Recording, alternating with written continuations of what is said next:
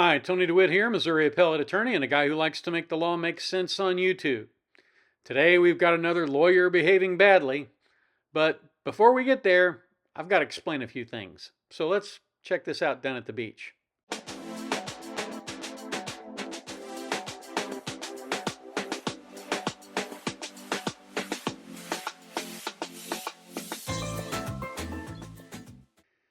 It probably isn't obvious how attorneys handle money because they often handle money for clients and they have a right to get a fee. And the way the world works is it sort of depends on whether it's a criminal case, a civil case, or where the money is changing hands.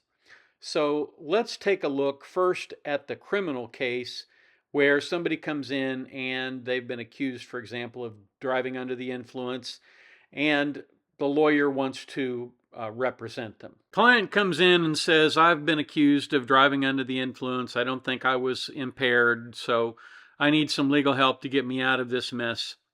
And the lawyer agrees to take the case and says, look, this is going to cost you $300 an hour. And I'm going to have a retainer before I start work on your case. So the client usually will ask, well, how much of a retainer do you want? And the lawyer would usually say, in a criminal case like this, I'm going to need probably at least 10 hours. So the client would write a check to the lawyer for $3,000. The lawyer would then take the check to his bank and deposit it into his lawyer trust account. Many states have what are called IOLTA accounts, stands for Interest on Lawyer Trust Accounts, where the interest that is accumulated over the course of having that money in the account is deposited into the bar for use in prosecuting disciplinary offenses. So our lawyer goes and gets the police report, interviews the police officer if that's allowed, looks at any of the witnesses who are available, talks to people that may have seen you in the minutes before the traffic stop who can testify as to whether you were impaired or not, and examines whether or not all of the testing equipment that was used to determine whether you were impaired or not is up to speed. And he spends 6 hours preparing your defense. He then bills the trust account for those 6 hours of fees. So he gets $1,800 of fees for the first 6 hours of work. And he deposits those fees into his operating account after taking them out of the trust account. Now, the purpose of that dance with putting it in the trust account and then pulling it out into the operating account is designed to make sure that no lawyer takes a fee before it's earned. You don't earn a fee, you don't earn the retainer, right? For the most part, retainers are not non-refundable. You can't have a non-refundable retainer because the retainer is there to secure payment of fees after those fees are incurred. So that's why we have that system of the trust account, and then it goes into the lawyer's operating account afterwards. But it doesn't work that way usually in a contingent fee case. It will usually work that way in a defense case. In other words, when the defendant is a corporation, they will retain counsel and pay a $100,000 retainer in some cases, and then the lawyers in the firm will bill back against that retainer. But in a normal contingent fee agreement, that's not how the situation works. Let's take a look at that now. So in the contingent fee contract case, the client comes in and says, hey, Acme Bus Company hit me with one of their buses. I was in a crosswalk and I have 4 broken bones, 2 in each leg, and it's unlikely I'm going to be able to work for at least 6 to 8 months. I may wind up having to retire and go on disability, and I need you to sue Acme Bus Company. So the client will sign a contingent fee agreement that does not involve the client paying any money to retain the lawyer. So the lawyer gets busy and finds out that Cletus, who was driving the bus, was actually drunk, that he'd been disciplined 9 times by the bus company, but they'd never fired him, And so he is able to tell the insurance company to pay up or shut up, and as a result, they write him a check for $500,000 that he then deposits into his lawyer trust account. Now, when the lawyer was working that case up, he had to consult with an expert on bus company operations, and he had to take the deposition of 3 doctors who treated the client, and that all ran into quite a bit of money. And those are the expenses of the case, and the client is responsible to pay the expenses. So when the check clears, 10 days after he's received the check and the check has cleared the bank, he then writes a check to pay the expenses. Usually he will simply transfer this to operating because that's where the expenses were paid out of. But he pays the expenses off. Then he takes his fee out, whether it's 30%, 33%, or 40%. He takes his fee out of whatever remains. And then he writes a check for the balance to his client.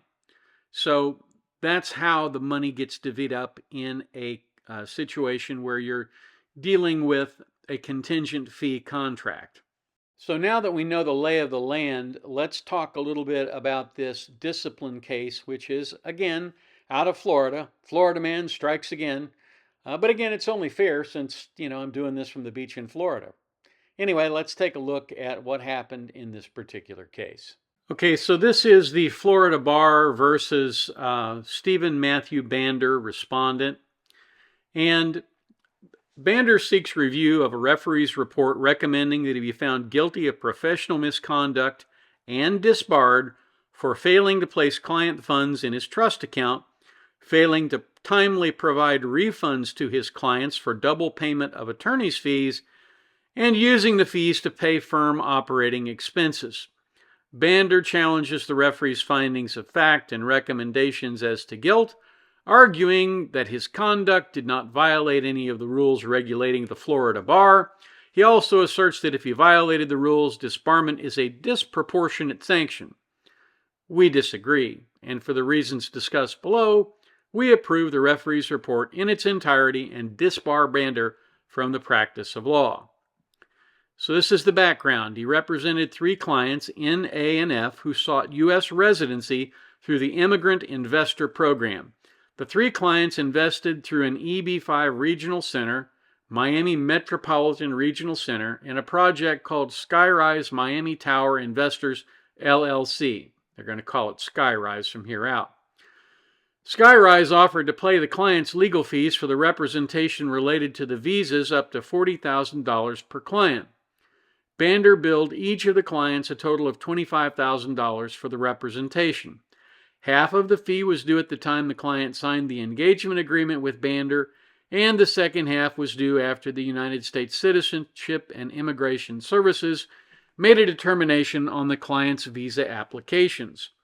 Bander sent the invoice for his legal services to each client at the prescribed time. He also sent an invoice for the legal services to Skyrise. Both the clients and Skyrise promptly paid the invoiced fees. So Bander got paid by both the client and the person who was supposed to be underwriting this to the tune of $40,000. As a result, instead of returning the $25,000 to Skyrise or returning the $25,000 to the actual client, apparently he kept a hold of them, and that was wrong because he knew that he had recovered more than his agreement was for. His agreement was for half of the amount up front, and if he got that amount from the client, then he shouldn't have sought that from Skyrise. Between 2015 and 2017, Bander received $90,000 in payments for legal fees from Skyrise. Each of the Skyrise payments occurred after the clients had already paid the legal fees.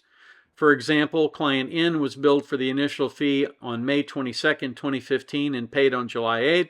Skyrise was billed for the same portion of the fee on October 14, 2015 and paid Bander on November 2, 2015.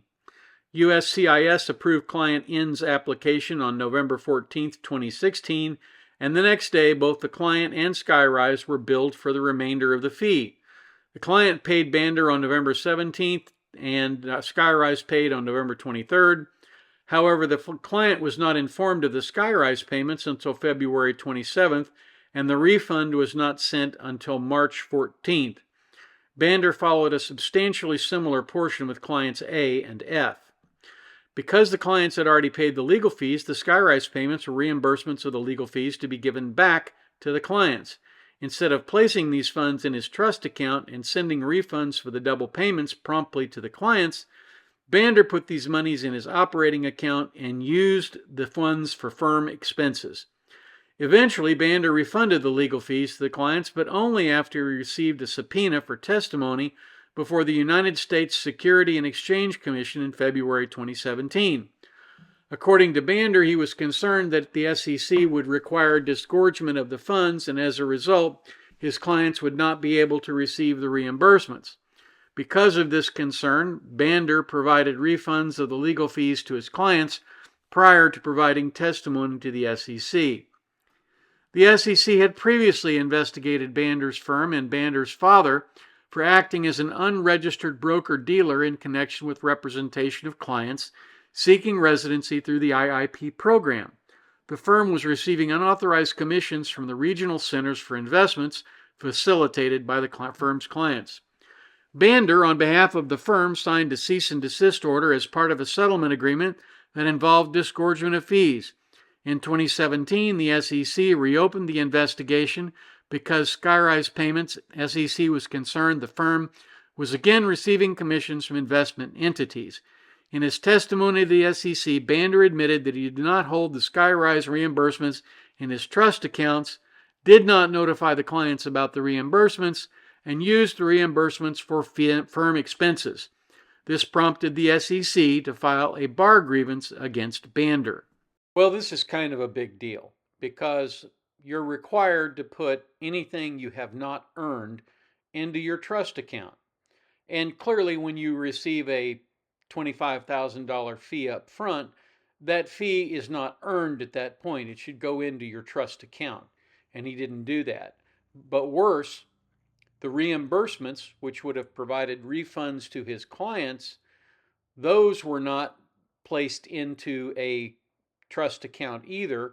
And as a result of that, the SEC, their investigation was sort of frustrated that way because it does look, when you're earning a pretty good size fee off of the visa applications, that you might be, I don't know, perhaps kind of camouflaging a commission on the basis of legal fees. And it looks very much like that's what the SEC was concerned with. That may also be what the bar was concerned with. But let's go on and see what the bar says about all of this. After the final hearing in this case, the referee filed a report with findings of fact and recommendations that Bander be found guilty for violating 5 bar rules. 4-1.4, which is communication, 4-1.7, which is conflict of interest with current clients, 4-1.8, conflict of interest prohibited and other transactions, 8.4, misconduct, and 5-1.1, trust accounts. The referee found the following 7 aggravating factors: dishonest or selfish motive, pattern of misconduct, multiple offenses, submission of false evidence, false statements or other deceptive practices, refusal to acknowledge the wrongful nature of the conduct, vulnerability of the victim, and substantial experience in the practice of law. The referee found 3 mitigating factors: absence of a prior disciplinary record, personal or emotional problems, and a timely good faith effort to make restitution or to rectify the consequences of the misconduct. Based on his misconduct, the standards for imposing lawyer sanctions, and an existing case law, the referee recommends that Bander be disbarred and be assessed bar costs. Bander filed a notice of intent to seek review of the referee's report and challenges the findings of fact and each recommendation as to guilt. Though Bander claims he is challenging the referee's factual findings, Bander does not dispute that he engaged in the underlying conduct, nor does he take issue with any specific findings by the referee. Our review of the record reveals no error with any of the referee's factual findings, and we approve them entirely. Regarding the referee's recommendations as to guilt, Bander believes that his conduct does not amount to violations of the bar rules. We disagree. Our review of a challenge to the referee's findings is limited. If they're supported by competent and substantial evidence, we don't reweigh the evidence and substitute our judgment. So they go on and say the burden's on the party challenging the referee's findings as to guilt to demonstrate there's no evidence.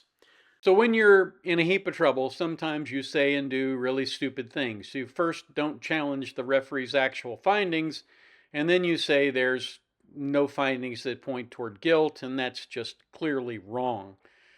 I suspect that Bander found himself in a situation that he did not expect, and that he did not really have a good defense to, and as a result, his argument was probably a little bit distracted, and he didn't get across the things that he wanted to get across, which is, hey, I didn't have any intent. It didn't have any intent to violate the rules, if that's what it was. I don't know if that's what it was or not, but at any rate, because he didn't do a very good job of presenting his defense, the Supreme Court just doesn't buy any of it, and that's obvious from the way that they've written this opinion. The referee recommends Bander be found guilty of violating rules 1.4, 1.7, and 1.8. In certain circumstances, a lawyer must obtain written informed consent from a client before entering into or continuing a representation. Specific to this case, a lawyer is prohibited from accepting compensation for representation from a third party unless the client gives informed consent. Further, a lawyer must promptly inform the client of any circumstance that requires informed consent, and the informed consent has to be given in writing. Here, the three clients' legal fees were paid by a third party. Bander did not inform the clients. This created a conflict of interest and did not obtain the required written informed consent from the clients. Instead, Bander argues he was not required to obtain informed consent from the clients because there was not a substantial risk that his representation would be limited by the third-party payment arrangement. However, the rule clearly states that informed consent is always required when a third party is paying the attorney fees. Now, this is a Florida-specific rule. Not every jurisdiction has this rule. Most of them say you can't undertake representation if your interests and your financial interests will conflict with the client's. But Florida goes a step further and says, look, if somebody else is paying the fee, you have to get informed consent from the client to allow that. And he just didn't do that here. So accordingly, we approve the referee's recommendation that Bander be found guilty of those three rules. The trust account requirements. Next, referee recommends that Bander be found guilty of violating Rule 5-1.1 for not placing the third-party payments in his trust account. In general, a lawyer must hold in trust, separate from the lawyer's own property, funds and property of clients or third persons that are in the lawyer's possession in connection with a representation. Money or other property entrusted to a lawyer for a specific purpose, including advances for fees, costs, and expenses, is held in trust and must be applied only to that purpose. A refusal to account for and deliver over the property on demand is conversion. On receiving funds in which a client or third person has an interest, a lawyer has to promptly notify the client, must promptly deliver to the client, third person, any funds or other property. Here, Bander billed both third party and the client for his legal fees. The clients paid the fees, and later Skyrise paid the same fees. Bander acknowledges that he was required to return the double payments. However, he claims that because the monies he received from Skyrise were earned legal fees, he was allowed to deposit them into his operating account and use the funds like any other earned legal fee, except the payments from Skyrise were not like any other earned fees. They were duplicate payment for fees that had already been paid by the client. Thus, the monies were clearly the client's property at the point Bander received them. So he violated Rule 5.1. Finally, the bar recommends that Bander be found guilty of violating Rule 4-8.4. Bander argues the record contains no evidence that he knowingly or deliberately made a false and misleading statement about the third-party payments or intended to mislead or conceal the payments from his clients. Bar Rule 8.4c states a lawyer must not engage in conduct involving dishonesty, fraud, deceit, or misrepresentation. Here, Bander knowingly kept the double payments of fees despite admitting that they should be returned to the clients. He did not inform the clients until he got the subpoena. This was a deliberate misuse of client funds. We therefore approve the referee's recommendation that Bander be found guilty. We now turn to the referee's recommended discipline. The discipline must have a reasonable basis in existing case law. In reviewing the recommended discipline, this court's scope of review is broader than that afforded to the findings of fact, because ultimately it's the court's responsibility to determine the appropriate sanction. They begin their review with the referee's findings in aggravation and mitigation. All 7 aggravating factors found are supported by the record. We conclude they were appropriately considered in determining the sanction. And without going through a whole lot of gobbledygook here with other cases, the bottom line is, accordingly, we approve the referee's report in its entirety. Bander is disbarred. Disbarment will be effective 30 days from the filing of this opinion. And again, if he notifies that no extra time is needed, then they'll make the order effective immediately.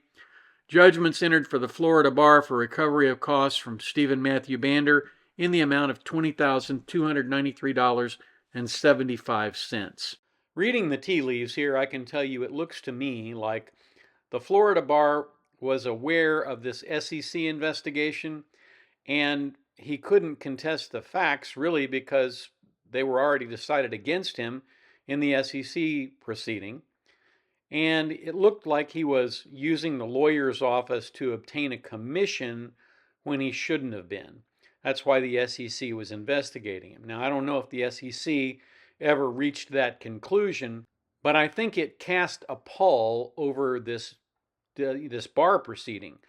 I think the fact that it started with the SEC and the SEC was concerned with his conduct is what led the bar to get involved. The bar made whatever conclusions that it made based on, at least in part, what the SEC had done.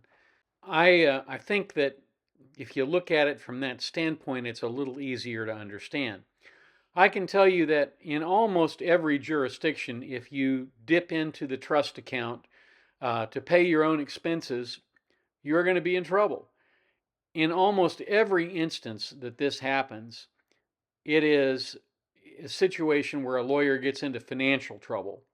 And because he's in financial trouble, he robs Peter to pay Paul. And then when Paul's debt comes due, he can't pay Paul being the client. And that's not a situation that you ever want to be in. And it happens, oddly enough, to people who are very good lawyers. Several years back, I had a really good friend who we had been involved. I had handled a number of appeals for this lawyer, and I'd always been impressed with the quality of his work. He was an environmental lawyer, and he did an excellent job for his clients. He owed a client money, and the client was waiting for it, and he kept bothering the lawyer and saying, when am I going to get paid? When am I going to get paid? And he knew that the lawyer had already received the money from the insurance company, and this poor guy had gotten behind in other cases. He had to pay expert fees in other cases, and he ordered his paralegal to do the little dance with putting stuff into operating that should have gone into trust. Eventually, the client was paid in full, but it was after he had already contacted the bar. So he got the client to write a letter to the bar saying, hey, everything's taken care of, not to worry. But the bar at that point was interested, and they wanted to subpoena his trust account records. And apparently the stress was just so much for him that he wound up passing away as a result. And it was really a sad situation because, as I said, he was a very good lawyer. He would have been the last person in the world I would have expected to have this problem. And I think that tells you a little something about how easy this is for lawyers to do, particularly lawyers on the plaintiff side.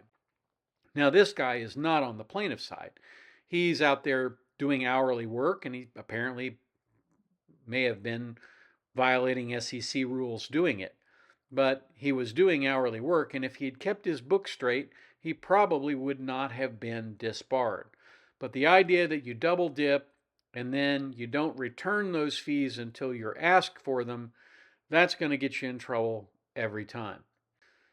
But at any rate, anytime a lawyer dips into a trust account, he's going to get suspended at the very least, and often disbarred, because you cannot allow lawyers to steal from their clients, and the state bars in every state take that very, very seriously. So if you have any questions about this, please put them in the comments down below. Like, share, subscribe, all the stuff we ask you to do. Do something kind for somebody today for me, and I'll catch you on here next time down at the beach.